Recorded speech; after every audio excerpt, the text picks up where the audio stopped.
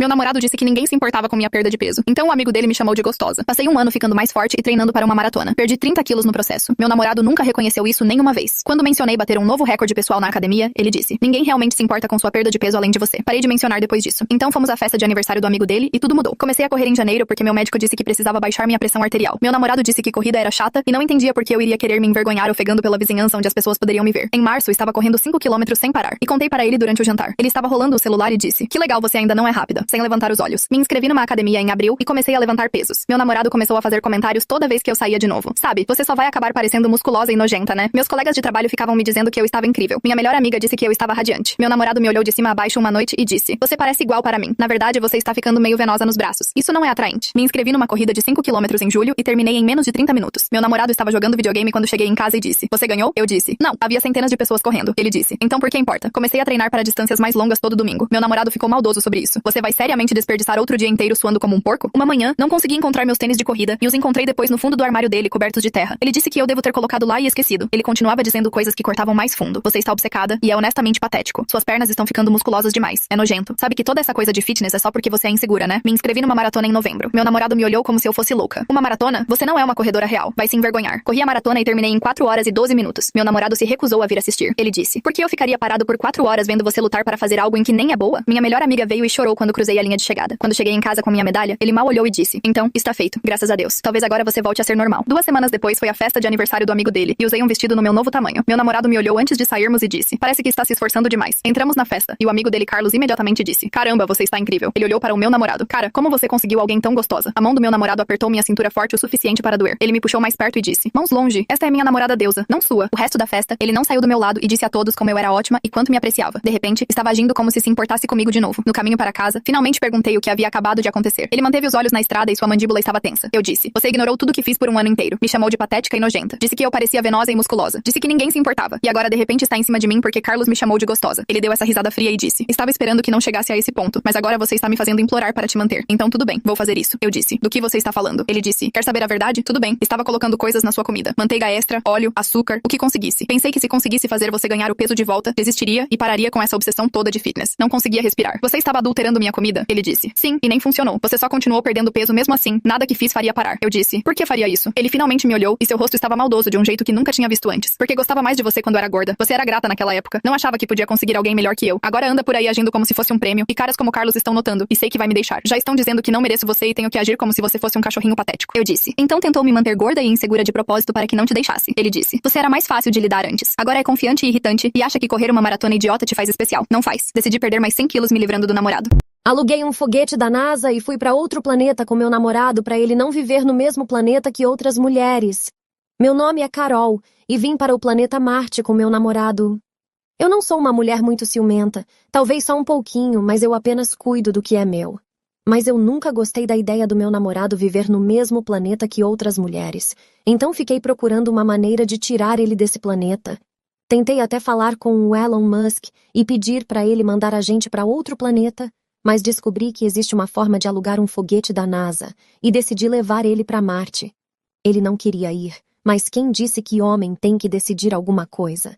Joguei ele dentro do foguete à força. Ainda dei um socão nele para ele ficar ligado e não me desobedecer. A viagem demorou bastante tempo, mas pelo menos valeu a pena. Agora meu namorado está o mais longe possível de qualquer outra mulher. Fiz tudo isso porque amo ele. Apesar de eu não ser tão ciumenta assim, foi apenas uma prova. Espia, diga quem vem ali, o Antônio. Disfarça. Faz de conta que nós não vimos ele, tá? Eu, Mundica. Puta merda, Antônio. Mundica não. Rai. Meu nome agora é Rai. É, Antônio. A Mundica mudou o nome. Pra mim continua sendo a Mundica. Tu tá vendo por que nós não demos certo, Antônio? É por isso. Tu não tens um tipo de classe. E precisa de toda a frescura pra gente bater no igarapé? Tu me a respeite, ouviu, Antônio? Tu tá sabendo que eu tô de namorado novo? Pelo amor de Deus, Mundica. Tu não sabe nem de que buraco saiu essa imundícia. Tu tem pouco tempo com ele e já tá falando tudo diferente. Imundícia é tu, tá? Imundícia é tu. E outra coisa, o meu namorado é gente importante. Ele é camelô. E ele só trabalha com mercadorias importadas. Mas fala a verdade, Mundica. Com tudo que nós passamos juntos, tu não gosta nem um tiquinho assim de mim?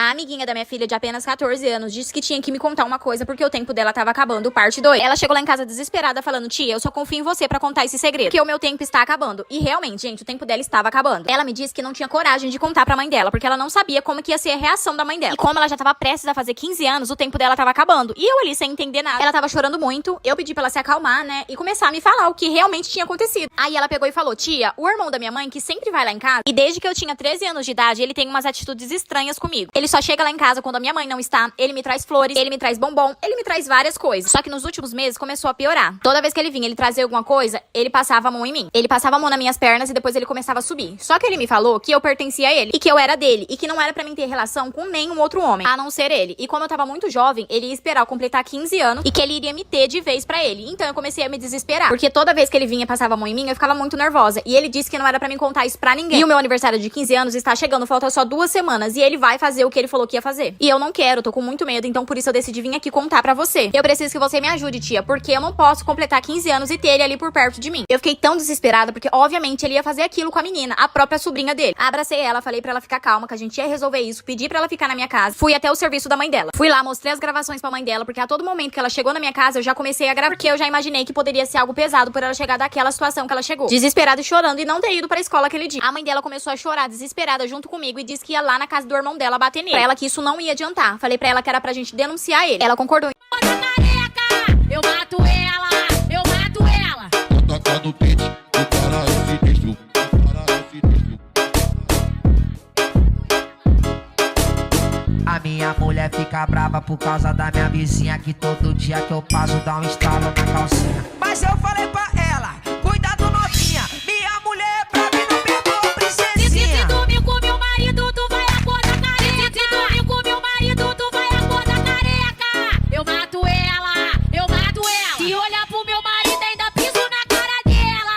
Eu mato ela, eu mato ela. Mato ela, mato ela, mato ela. Se dormir com meu marido, tu vai acordar careca. Eu mato ela, mato ela, mato ela. Mato, mato, mato, mato, mato, mato, mato ela.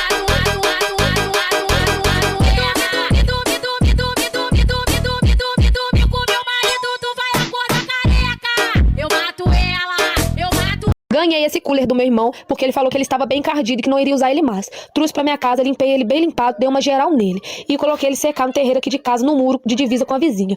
Passou final de semana, quando deu segunda-feira à tarde, chegou a minha vizinha aqui com o cabelo em pé, o olho todo borrado de maquiagem e com um cooler igualzinho o meu na mão. E berrando meu nome ali fora, com aquele jeito dela. Abri o portão e saí pra fora. Quando eu vi que ela tava com um cooler igual o meu, eu já falei pra ela: uai, vizinha, tu ganhou um cooler igual o meu, tu comprou? Onde que tu arrumou esse aí? Ela falou pra mim: que nada, mulher, tu não vai acreditar. Falei pra ela: pois fale. Ela tá assim: teu marido que me emprestou o seu cooler. Falei: como é que esse cabra safado empresta uma coisa que não é dele? Aí ela falou: tome aqui. Eu levei ele pra festa final de semana, tava bom demais, viu? Tu perdeu. E teu marido tava lá também, tu não quis ir, né? Eu falei pra ela: como é que é? Sim, ele ficou a noite toda dançando com nós lá, nós dançamos um forró bruto. Falei pra ela: eu não tô acreditando. Falei pra ela: me dê pra cá o meu cooler. Peguei o meu cooler, ele tava todo encardido. Quando eu cheguei aqui dentro de casa, tava esse cabra safado dormindo, até 3 horas da tarde, porque não aguentou ir trabalhar. O perfil oficial é Brandlife. Já levantei ele com o cooler na testa. Aí esse homem já começou a berrar comigo: que isso, mulher, tu é doida, eu dormi, tu faz uma coisa dessa pra mim. Já virei e falei pra ele: quem te deu autoridade de emprestar o cooler que eu ganhei pra vizinha? Ele falou pra mim: o que é teu é meu, eu faço o que eu quiser. Falei pra ele: não é bem assim não. Aí, minha gente, esse homem veio cheio da banca gritando pro meu lado. Eu falei pra ele: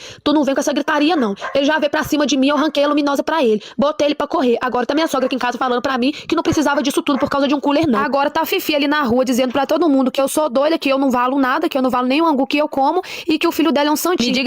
Quando eu vi aquilo, a minha preocupação fosse que, de repente, ela estivesse tendo algum caso com meu marido, que ele tivesse feito alguma coisa com ela. Só que aí eu fui reparar que ela tinha conseguido o número dele, não sei como. Ela tinha mandado mensagem pra ele no dia anterior, várias mensagens de noite, só que meu marido dele tava de plantão, ele não tava em casa nessa hora. E todas ele só fazia visualizar, e a última mensagem que tinha era essa bendita foto. E aí já não tinha mais nada, tipo, você mandava a foto e já não entregava mais. O que dava pra entender é que ele tinha bloqueado ela. E aí quando eu vi aquilo, foi um misto, assim, de sentimentos. E como a minha irmã tinha pegado aquilo, a minha irmã tinha batido muito na minha sobrinha. Ah, claro, fiquei morrendo de raiva e tudo, mas eu não agredi a minha sobrinha, não fiz nada. Só tive uma conversa muito séria com ela e tudo. E aí ela falou que ela não tinha feito por maldade, que ela nem sabia porque ela tinha feito aquilo e tudo, é porque ela achava meu marido muito bonito. Enfim, depois eu pedi pra elas irem embora, até porque tava quase dando a hora do meu marido chegar, e eu queria conversar com ele sozinho, até pra saber se ele iria falar alguma coisa. Meu marido chegou. E graças a Deus, quando ele chegou, a primeira coisa que ele fez foi me contar o que ela tinha feito. E aí eu fui e perguntei pra ele, se naquela época que ela tava na nossa casa, se ela tinha feito alguma coisa. E ele falou que as únicas coisas que ela tinha feito foi de, tipo, ficar abraçando muito ele, ou às vezes de ficar pegando na mão dele. Era uma atitude que ele não tava gostando. Eu contei pra ele o que tinha acontecido. Ele ficou super assustado, né? Eu não fiz nada, não fui pra cima da minha sobrinha, nem nada do tipo. Eu só não vou mais à casa da minha irmã, porque assim, apesar de tudo, eu ainda sinto uma certa raiva da minha sobrinha por conta disso. E pra lá, minha irmã castigou ela da forma que ela achava mais adequado fazer. E ainda bem que ela pegou isso agora, porque se fosse uma outra pessoa, se fosse um outro homem, e se esse homem desse confiança pra ela e fizesse sabe Deus o quê com ela? Então é por isso que eu falo, é muito importante os pais ficarem sim de olho no celular dos filhos. Minha irmã disse que ninguém nunca sairia comigo, então ela chorou quando fiquei noiva antes dela. Minha irmã mais velha passou toda a minha infância me lembrando que eu era a feia. Começou pequeno. Ela arrumava meu cabelo antes da escola, depois o bagunçava bem antes de sairmos. Nos jantares em família, ela me interrompia sempre que eu falava. No ensino médio, ela havia aperfeiçoado a arte do elogio falso. Essa roupa é tão corajosa. Você realmente está assumindo esse visual peculiar. Mamãe nunca intervinha. Ela tratava minha irmã como uma flor delicada e a mim como um cacto que podia sobreviver ao abandono. Quando fiz 16 anos, minha irmã me chamou para o que ela chamou de verificação da realidade. Escuta, alguém tem que te dizer isso. Você não é bonita como eu. Vai ter que trabalhar muito duro se quiser que alguém saia com você. Talvez foque em ser engraçada ou inteligente. Acreditei nela por anos. Acreditei nela. Desenvolvi a personalidade de alguém que achava ter sorte de ser incluída. Ria alto demais de piadas que não eram engraçadas. Ficava quieta quando tinha opiniões. Me fazia pequena. Minha irmã colecionava namorados como troféus. Estava noiva 2 vezes aos 23 anos, terminando ambas quando alguém melhor aparecia. Depois do segundo noivado quebrado, mamãe fez uma festa de consolação para ela e comprou uma pulseira de diamante. Eu tinha acabado de fazer 24 anos. Trabalhava numa clínica veterinária e morava com 2 colegas de quarto. Minha irmã havia se mudado de volta para casa, passando a maioria dos dias no sofá, rolando pelas redes sociais dos ex. Foi então que conheci Oliver na clínica. Ele trouxe uma gata de 3 patas que havia resgatado de um estacionamento. A gata estava apavorada, sibilando para tudo. Oliver simplesmente se sentou no chão, falando suavemente com ela até ela se acalmar. Quando pediu meu número, assumi que precisava de conselhos sobre cuidados com animais. Nosso primeiro encontro durou 6 horas. Esperei que ele percebesse seu erro, que visse o que minha irmã sempre viu. Em vez disso, continuou ligando. Não contei à minha família por 4 meses. Quando finalmente mencionei que estava saindo com alguém, minha irmã mal olhou do telefone. Que bom, não se apegue demais. 6 meses depois, Oliver me pediu em casamento no abrigo de animais onde fazíamos trabalho voluntário juntos. Ele arranjou para que todos os cachorros usassem gravatas borboleta pequenas. Liguei para meus pais do estacionamento, ainda chorando lágrimas de felicidade. Mamãe me colocou no viva voz. Minha irmã estava lá. Estou noiva, disse. Silêncio. Depois a voz da minha irmã, áspera e incrédula. Você está noiva? Quando cheguei em casa naquela noite, minha irmã estava sentada nos degraus do meu apartamento. Seus olhos estavam vermelhos e inchados. Como você fez? Perguntou, voz quebrando. Encontrar alguém que realmente quer se casar com você. Tentei tanto. Eu sou a bonita. Eu deveria me casar primeiro. Olhei para ela. A mulher que passou 24 anos me convencendo de que eu não valia nada, estava chorando porque encontrei felicidade. Você não é a bonita, disse baixinho. Você é só a má que convenceu todo mundo de que era. Ela começou a soluçar mais forte. Isso não é justo. Estava tentando te ajudar. Não, disse. Você estava tentando se sentir melhor, fazendo eu me sentir pior. Entrei e tranquei a porta. Minha irmã apareceu na festa de noivado vestindo branco. Chorou durante o brinde. Encurralou Oliver na cozinha e disse que eu sempre tive ciúmes dela. Oliver me encontrou depois. Sua irmã acabou de me avisar que você é difícil. Ele sorriu. Disse a ela que estava contando com isso. O casamento foi pequeno e perfeito. Meus pais vieram, mas saíram cedo. Minha irmã não apareceu. 2 semanas depois, minha irmã mandou uma mensagem longa. Estava fazendo terapia. Estava arrependida. Queria fazer parte da minha vida novamente. Li 2 vezes. Depois guardei meu telefone. Oliver me trouxe chá. Tudo bem? Estou, disse. Pela primeira vez na minha vida, realmente estou. Nunca respondi a mensagem dela.